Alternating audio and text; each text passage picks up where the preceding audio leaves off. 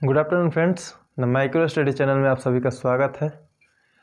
और कल हम लोग पढ़ रहे थे फंडामेंटल राइट्स। तो आज हम लोग अपने टॉपिक को आगे बढ़ाते हुए समझेंगे कि फंडामेंटल राइट्स क्या होते हैं, क्यों हैं, संविधान ने हमको कितना अधिकार दे रखा है, ठीक है, और हमारा क्या क्या अधिकार है। तो आज हम लोग समझेंगे। उससे पहले एक जैसे मान लीजिए हम लोग विशेष बात करते हैं। हम लोग कितना मेहनत करते हैं आप लोगों के लिए, बहुत मेहनत करके आप लोगों को टॉपिक्स आसान भाषा में समझाने की कोशिश करते हैं। फिर भी आप लोग जो हैं कि रेगुलर फॉलो नहीं कर रहे हैं। तो मैं ये आप लोगों से गुजारिश करूंगा कि आप लोग रेगुलर टॉपिक को फॉलो करें, पढ़ें, ठीक है। और हम लोग इतना मेहनत करते हैं यार, तो हमारा भी तो कुछ हक बनता है। आप लोग भी लाइक शेयर एंड सब्सक्राइब कर दीजिए। आप लोगों का क्या जाता है, तो आप लोग भी कर दीजिए, तो हमें भी थोड़ा प्रोत्साहन मिलेगा, हम भी और ज़्यादा मेहनत करेंगे, ठीक है। तो कल के टॉपिक को हम लोग आगे बढ़ाते हैं। कल हम लोगों ने जब अपना टॉपिक स्टार्ट किया था तो उसमें एक शब्द का जिक्र किया था, भविष्य लक्ष्य अध्यारोहण।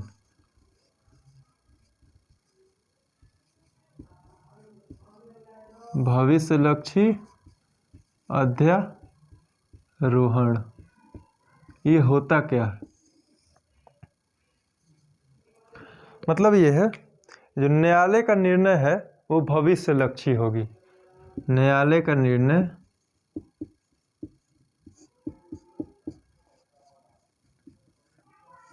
भविष्य लक्ष्य होगी। क्या होगी? भविष्य लक्ष्य। मतलब जो, एक मिनट मार्कर चेंज कर ले। देखिए, मतलब यह है कि निर्णय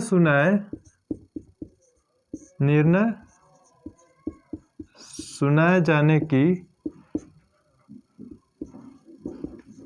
तिथि के बाद के मामलों पर लागू होगी। नहीं, भविष्य लक्ष्य अध्यारोहण का मतलब है कि न्यायालय का निर्णय जो है वो भविष्य लक्ष्य होगी। मतलब जो निर्णय सुनाया जा चुका है उस पर ये लागू नहीं होगा, उस पर ये प्रभावी नहीं होगा।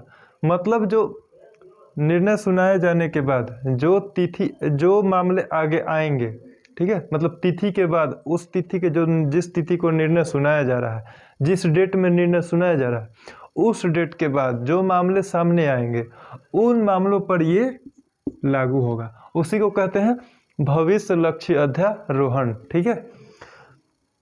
अब जैसे इसमें है कि यदि संसद इसमें भी संशोधन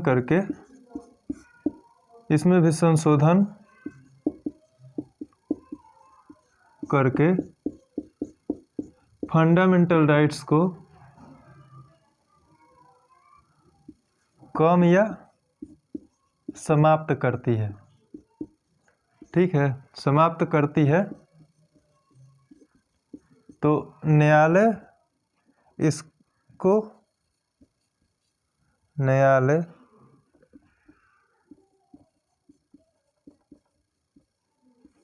इस संशोधन को रद्द कर सकता है, रद्द कर देगा, ठीक है।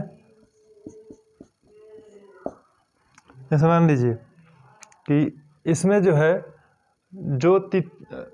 जो मामला पहले हो चुका है और उसके बाद जो मामले गंभीर रूप से हैं, ठीक है, या फिर जो मामले सामने आते हैं, उस पर ये जो भविष्य लक्ष्य अध्यारोहण का सिद्धांत है उस पर लागू होगा।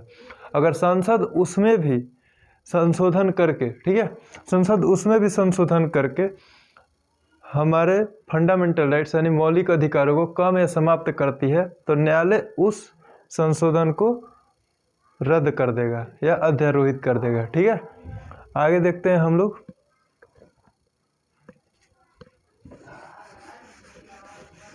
Article 13 clause 3। कल 13 क्लॉज 2 तक आप लोगों को पढ़ा दिया था मैंने। आज देखेंगे 13 क्लॉज 3, 13 क्लॉज 4 और उसके बाद शुरू करेंगे अपना 6 प्रकार का फंडामेंटल राइट्स। तो अभी देखेंगे 3 नंबर था आर्टिकल 13 क्लोज 3। ये क्या कहता है? आर्टिकल 13 क्लोज 3 इसके अनुसार विधि के अंतर्गत,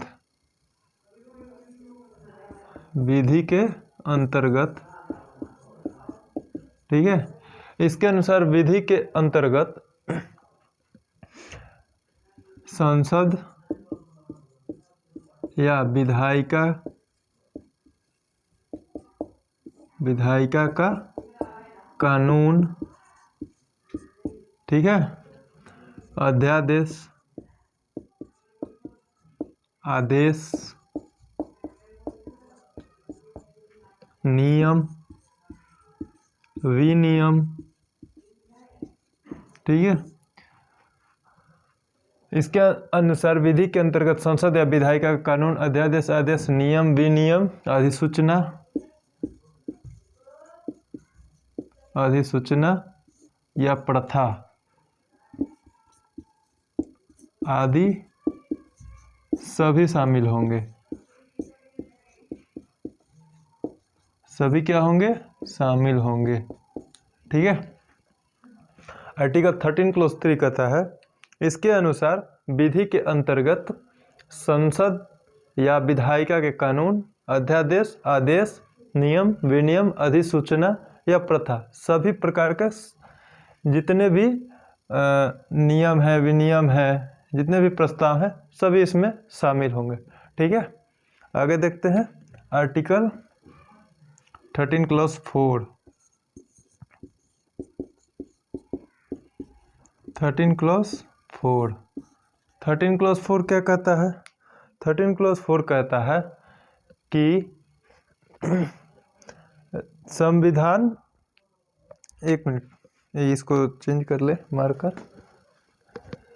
आर्टिकल 13 क्लोज 4 कहता है कि संविधान जो है संविधान द्वारा आर्टिकल 13 क्लोज 4 के द्वारा यह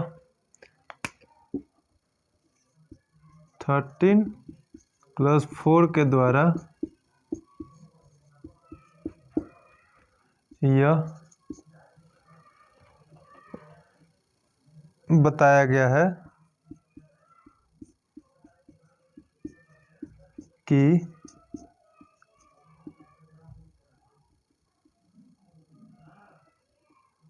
आर्टिकल 13 क्लोज 2 संविधान संशोधन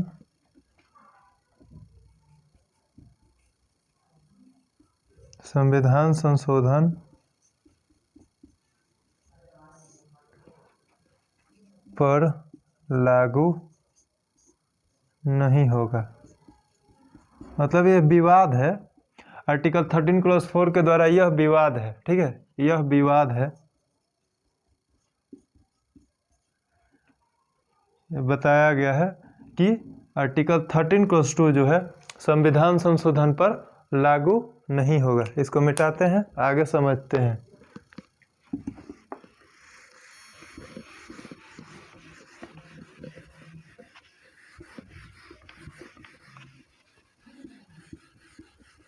अर्थात मतलब समझिए इसका मतलब क्या है।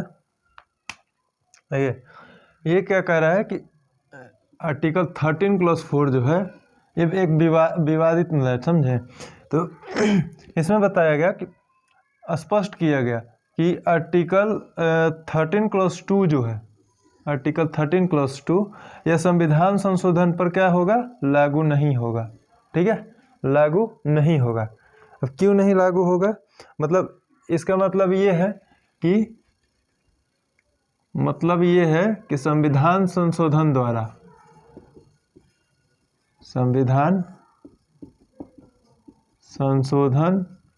द्वारा मौलिक अधिकार को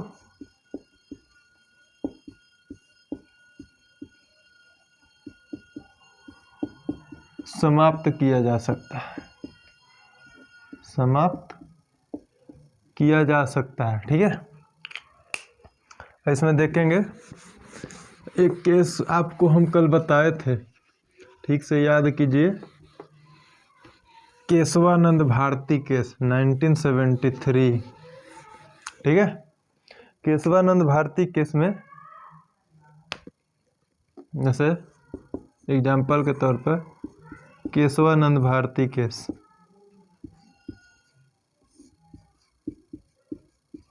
भारती केस 1973, इसमें सुप्रीम कोर्ट ने कहा यस, समझे। अभी जो फिलहाल की स्थिति है वो क्या है, फिलहाल की स्थिति यह है कि मौलिक अधिकार जो है वो संशोधनीय है। लिखते रहिएगा आप लोग, मैं बोल रहा हूँ आप लोग लिखिए, क्योंकि जो आप लोग नोट्स बनाएंगे वही काम देगा। मैं बार बार रिपीट करता रहता हूँ आप लोगों को कि आप लोग अपना हैंड नोट्स बनाते रहिए। ठीक है, तो अभी स्थिति वर्तमान में ये है, मौलिक अधिकार जो है वो संशोधनीय है। ठीक है, और मौलिक अधिकार में संशोधन सदैव विशेष बहुमत से ही किया जाएगा। मौलिक अधिकार क्या है, संशोधनीय है, और मौलिक अधिकारों में संशोधन सदैव विशेष बहुमत से किया जाएगा। ठीक है, और मौलिक अधिकार के अंतर्गत मौलिक अधिकार जो है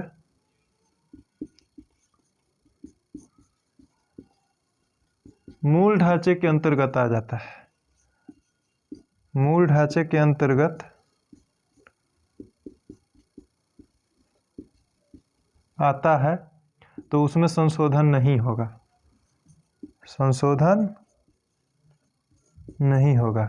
ठीक है, मौलिक अधिकार जो है मूल ढांचे के अंतर्गत आता है तो उसमें संशोधन नहीं होगा। अब क्यों, क्योंकि आप लोग को हम पहले ही बता दें कि वो मूल ढांचा बन गया। वो कहाँ से मूल ढांचा का सिद्धांत कहाँ से निकला, केशवानंद भारती केस 1973 में। ठीक है, आगे देखते हैं हम लोग। कल जो हम लोग पढ़े थे 6 प्रकार का फंडामेंटल राइट्स।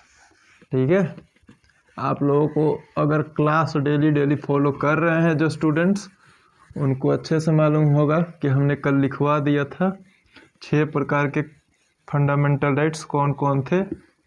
उसमें हम लोग आज शुरू करेंगे समानता का अधिकार। ठीक है, हम लोग शुरू करेंगे समानता का अधिकार। आर्टिकल 14 से 18। ठीक है, आर्टिकल 14 से 18। आर्टिकल 14 समझते हैं क्या कहता है। आर्टिकल 14 कहता है कि राज्य जो है, राज्य अपने नागरिकों को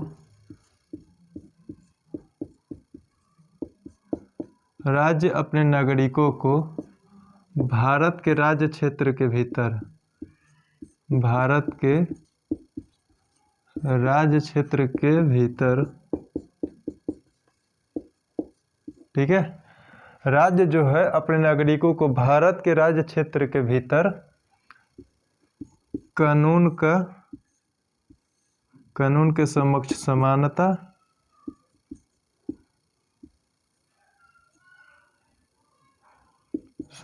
समानता, मतलब इक्वालिटी बिफोर लॉ। ठीक है, और कह रहा है विधियों का समान संरक्षण, विधियों या कानूनों का समान संरक्षण।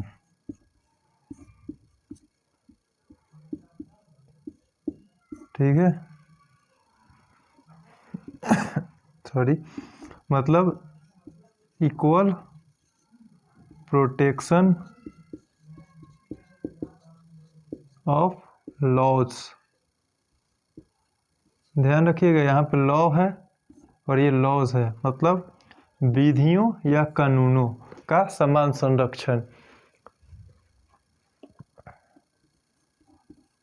प्रदान करेगा। क्या करेगा? राज्य जो है अपने नागरिकों को भारत के राज्य क्षेत्र के भीतर, ठीक है, कानून के समक्ष समानता, इक्वालिटी बिफोर लॉ, और कानूनों या विधियों का समान संरक्षण, इक्वल प्रोटेक्शन ऑफ लॉज प्रदान करेगा। ठीक है, मतलब क्या है कि कोई भी व्यक्ति जो है, चाहे कोई भी हो, वो उनको एक समान समझना, ये हमारे राज्य का धर्म है, उनके लिए कोई भेदभाव ना हो। ठीक है, अब यहाँ पे हम समझेंगे, ये जो आप देख रहे हैं कानून के समक्ष समानता और कानून विधियों या कानूनों का समान संरक्षण, इसमें अंतर है। ठीक है, अब इसमें समझते हैं कि क्या अंतर है।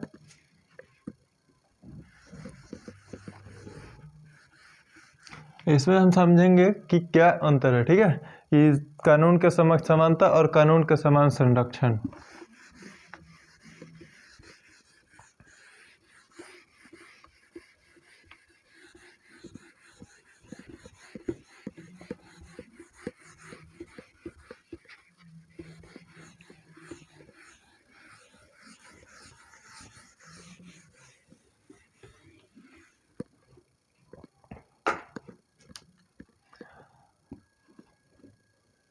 समझते हैं, कानून के समक्ष समानता। ठीक है, कानून के समक्ष समानता किसको कहते हैं? कानून के समक्ष समानता जो है, मान लीजिए एग्जाम्पल के मदद से समझेंगे। ठीक है, ये क्या है? समानता का अधिकार। तो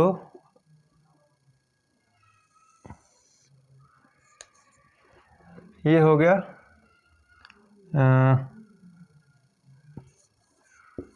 पूर्ण समानता।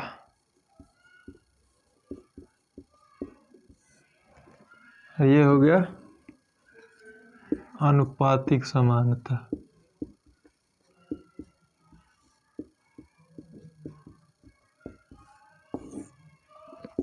ठीक है,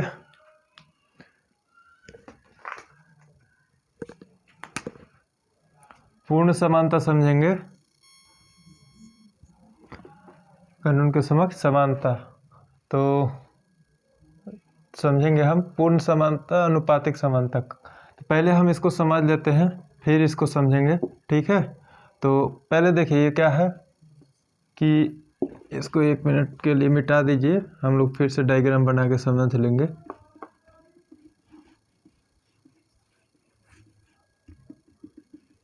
इसके बारे में जान लेते हैं पहले। कानून के समक्ष समानता, ये जो है कि एक नकारात्मक अवधारणा है।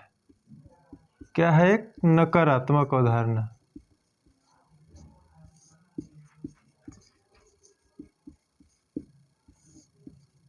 मतलब नकारात्मक अवधारणा का मतलब ये है कि विशेषाधिकार का ना होना। इसमें क्या है?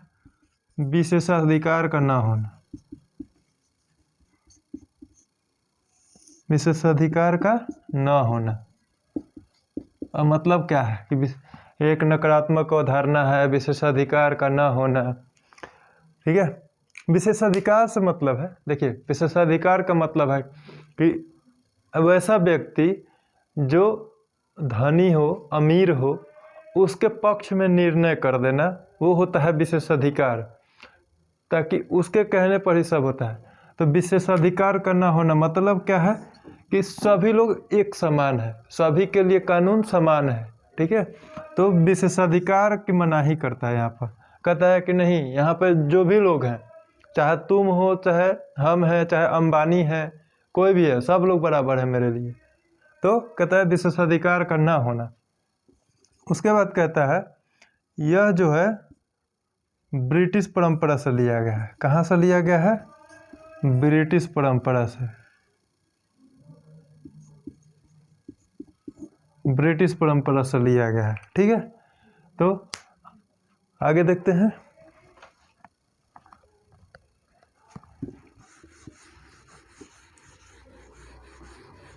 कानून के समक्ष समानता में क्या है कि विशेषाधिकार का न होना। कानून के समक्ष सभी लोग बराबर हैं, चाहे कोई भी हो, मैं हूँ, आप हो, या अंबानी हो, या कोई नेता हो। ठीक है, सभी लोग कानून के समक्ष बराबर हैं। अब देखते हैं, एक था इक्वल प्रोटेक्शन ऑफ लॉज, मतलब विधियों का समान संरक्षण।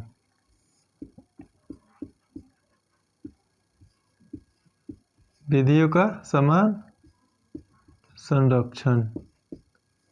ठीक है, ये क्या है विधियों का समान संरक्षण? जैसे मान लीजिए समान परिस्थिति में समान व्यवहार करना, सामान्य परिस्थिति में समान व्यवहार करना। जैसे मान लीजिए समान परिस्थिति और असमान परिस्थिति क्या है, ये जो है यहाँ से अनुपातिक सिद्धांत निकल के आता है। ठीक है, कि इसको देखते हैं कि कोई व्यक्ति सबल है, कोई व्यक्ति कमजोर है। ठीक है, इसमें देखते हैं अनुपातिक सिद्धांत की बात करता है, मतलब कि एक हो गया पूर्ण समानता और एक हो गया अनुपातिक समानता। अनुपातिक समानता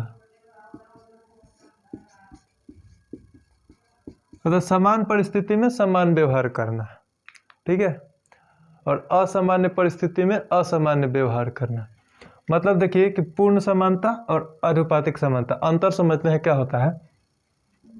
पूर्ण समानता का मतलब होता है कि कोई भी हमारे लिए, चाहे कोई भी हो, वो सब बराबर है। मतलब यहाँ पर कानून सबके लिए बराबर है। ठीक है, यहाँ पे सबके लिए बराबर है, लेकिन यहाँ पे अंतर आ जाता है। मतलब व्यवहार में, मतलब समान व्यवहार में समान, देखिए समान परिस्थिति में समान व्यवहार और असमान परिस्थिति में असमान व्यवहार। मतलब एक एग्जांपल के माध्यम से समझते हैं कि मेरे पास 100 रुपया है, हमको देना है, 5 लोगों को वितरित करना है, मतलब बांटना है, 5 लोगों में 100 रुपया को दे देना है। तो पूर्ण समानता में हम क्या करेंगे कि सभी को बराबर बराबर हिस्सों में देंगे, मतलब 20-20 रुपया पर व्यक्ति को देंगे। ठीक है, अब उसमें एक अंबानी का लड़का है, एक टाटा का लड़का है, और लोग उससे कमजोर वर्ग के लोग हैं, तो उसमें क्या करेंगे, हम सबको बराबर पैसा देंगे। क्यों? क्योंकि यहाँ पे पूर्ण समानता की बात हो रही है। और बोल रहा है फिर अनुपातिक समानता। अब देखिए अनुपातिक समानता का मतलब होता है कि समान परिस्थिति में समान व्यवहार। अब समान परिस्थिति, अंबानी का और मेरा आपका तो परिस्थिति समान है नहीं। ठीक है, अंबानी की परिस्थिति अलग है, हमारी परिस्थिति अलग है, हम लोग रोड पर रहने के लायक नहीं है, अब वो 22,000 करोड़ के घर में रहता है, मजाक बात थोड़े है। तो परिस्थितियाँ यहाँ पे एकदम उल्टा हो गया है। तो इसको बोलते हैं असमान परिस्थितियाँ, मतलब हम दोनों की कोई तुलना हो ही नहीं सकती है। ठीक है, तो वहाँ पे हम अंबानी के लड़का को 1 रुपया दे देंगे और कहेंगे कि तुम जाओ, तुम्हारा, तो बोलेगा कि हमको अधिकार, हम बोले कि अधिकार में देखो अनुपातिक समानता की बात हो रही है, तुम हमसे ज़्यादा हो अनुपात में। ठीक है, इसलिए हम तुमको 1 रुपया देंगे, कानून 1 रुपया देगा हमको, और बाकी जो पैसा बचेगा हम सब लोग में वितरित कर देगा। ठीक है, तो ये हो गया समान परिस्थिति में समान व्यवहार। ठीक है, आगे समझते हैं। ओह सॉरी, अब हम लोग समझेंगे आर्टिकल 15। ठीक है, आर्टिकल 15, इसमें भी देखिए 15 क्लॉज 1 को समझते हैं पहले, ठीक है। आर्टिकल 15 क्लॉज 1 क्या कहता है? आर्टिकल 15 क्लॉज 1 कहता है कि राज्य अपने नागरिकों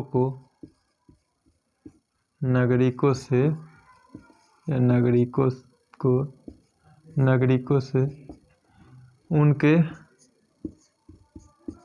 धर्म, मूल वंश, जाति, ठीक है, लिंग या जन्म स्थान के आधार पर भेदभाव नहीं करेगा।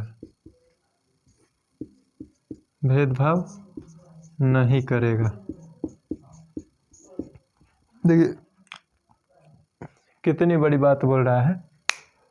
राज्य अपने नागरिकों से उनके धर्म, मूल वंश, जाति, लिंग या जन्म स्थान के आधार पर भेदभाव की मनाही कर रहा है, मतलब नहीं कर सकता। चाहे वो कोई भी धर्म का हो, किसी भी मूल वंश का हो, ठीक है, मतलब किसी भी नस्ल का हो, किसी भी जाति का हो, कोई भी लिंग हो, स्त्रीलिंग, पुल्लिंग या समलैंगिक हो, कोई दिक्कत नहीं है, ठीक है। थर्ड जेंडर जिसको बोलते हैं, या उसके जन्म स्थान पे के आधार पर, वो नॉर्थ ईस्ट का है, बिहार का है, यूपी का है, महाराष्ट्र का है, दिल्ली का है, उसके आधार पर राज्य क्या करता है? भेदभाव की मनाही करता है, भेदभाव नहीं कर सकता। आर्टिकल 15 क्लॉज 2 देखते हैं, ठीक है। आर्टिकल 15 क्लॉज 2 क्या है, कह रहा है? आर्टिकल 15 क्लॉज 2 कहता है राज्य नागरिकों से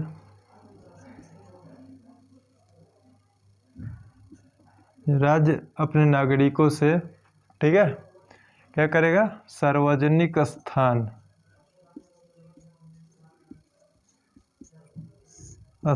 पर अपने नागरिकों से सार्वजनिक स्थानों पर भेदभाव नहीं करेगा।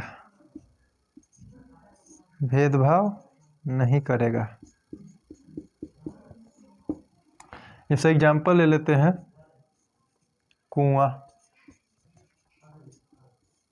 पानी जहाँ से लेते हैं वहाँ पर स्नान घाट, वहाँ पर भी भेदभाव की मनाही करता है राज्य, ठीक है। तो भोजनालय,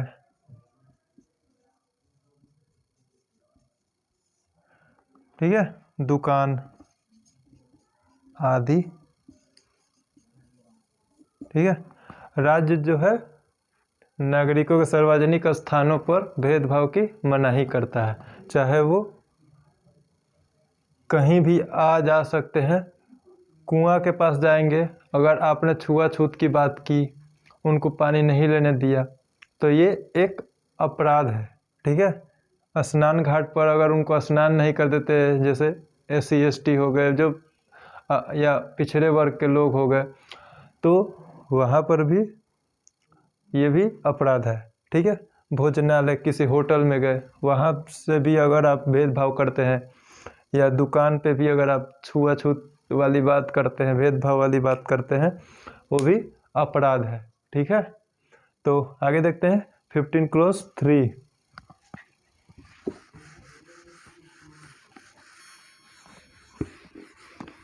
अभी हम लोग देखेंगे आर्टिकल 15 क्लॉज 3, ठीक है।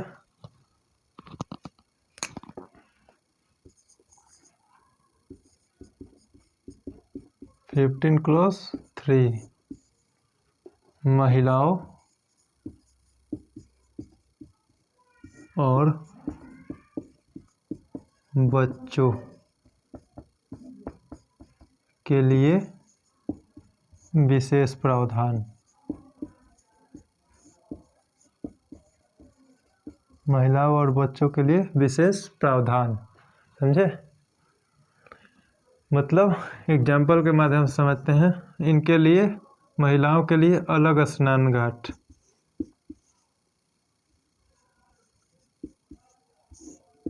और बच्चों के लिए चिल्ड्रेन पार्क।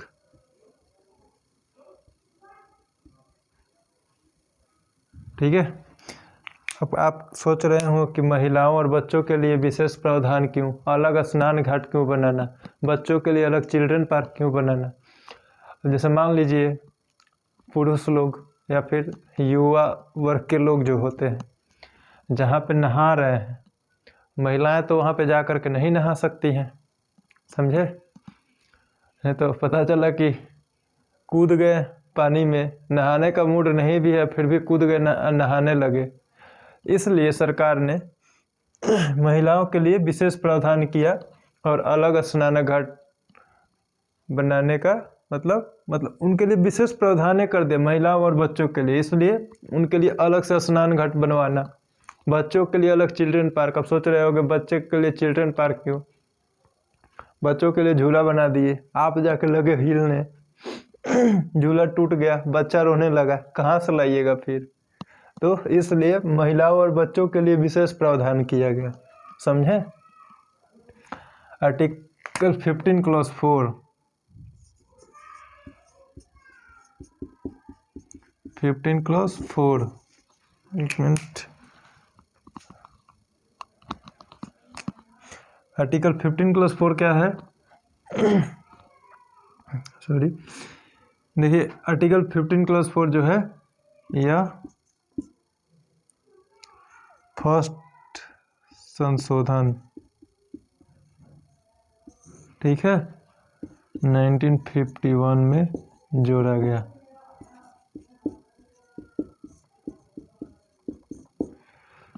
पहला संविधान संशोधन 1951 में जोड़ा गया। आर्टिकल 15 क्लॉज 4 ये मूलतः क्या है, कहता क्या है। तो आर्टिकल 15 क्लॉज 4 कह रहा है कि कोई भी, जैसे मान लीजिए आर्टिकल 15 क्लॉज 4 क्या है, जैसे ये कह रहा है कि जोड़ा गया तो 51 में, लेकिन कह रहा है SC एंड ST के लिए, SC ST एवं अन्य पिछड़ा वर्ग, SC ST एवं सामाजिक, ठीक कर लीजिएगा आप लोग, थोड़ा गलती हो जाता है कभी कभी। SC ST एवं सामाजिक एवं शैक्षिक दृष्टि, सामाजिक एवं शैक्षिक दृष्टि, सामाजिक एवं शैक्षिक दृष्टि से पिछड़े वर्गों के लिए, पिछड़े वर्गों के लिए क्या है, विशेष प्रावधान, विशेष प्रावधान।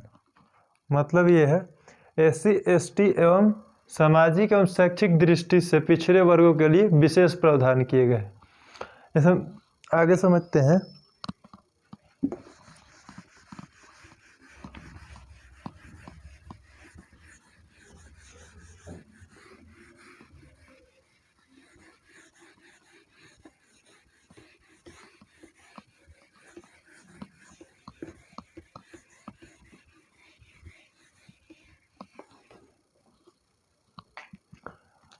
चंपकम दोराई राजन केस 1950 क्या है, चंपकम दोराई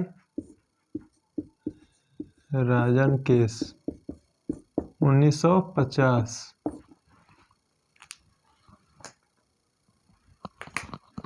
ये क्या कहता है, चंपकम दोराई राजन केस में इसका प्रयोग किया गया। इसमें सुप्रीम कोर्ट के निर्णय के संदर्भ में, सुप्रीम कोर्ट के निर्णय के संदर्भ में, ठीक है, सुप्रीम कोर्ट के निर्णय के संदर्भ में SC/ST के आरक्षण को बनाए रखने के लिए किया गया था, समझे। SC&ST के आरक्षण को बनाए रखने के लिए किया गया था, ठीक है। चंपकम दोराई राजन केस 1950 में एक महिला थी चंपकम दोराई राजन, उन्होंने सुप्रीम कोर्ट में याचिका दायर की थी SC/ST एवं सामाजिक एवं शैक्षिक दृष्टि से पिछड़ा वर्ग के लिए, ठीक है। तो सुप्रीम कोर्ट ने निर्णय दिया अपना कि SC/ST और जो वर्ग है SC/ST के आरक्षण को बनाए रखा जाएगा, समझे। आगे देखेंगे इसमें और है, तो हम आगे का चर्चा कल करेंगे, ठीक है, क्योंकि आज कोई ज़रूरी काम है और हमको कहीं जाना है, इसलिए आप लोगों से क्षमा चाहेंगे। बाकी का जो है हम लोग अपना समय अनुसार काम करेंगे। तो मिलते हैं नेक्स्ट वीडियो में। आप लोग देखते रहिए, मस्त रहिए, खुश रहिए, और हाँ, लाइक शेयर और सब्सक्राइब ज़रूर कीजिए, इससे हमको प्रोत्साहन मिलेगा और हम और अच्छे से आप लोगों के लिए काम करेंगे, ठीक है। तो मिलते हैं फिर नेक्स्ट लेक्चर में। जय हिंद।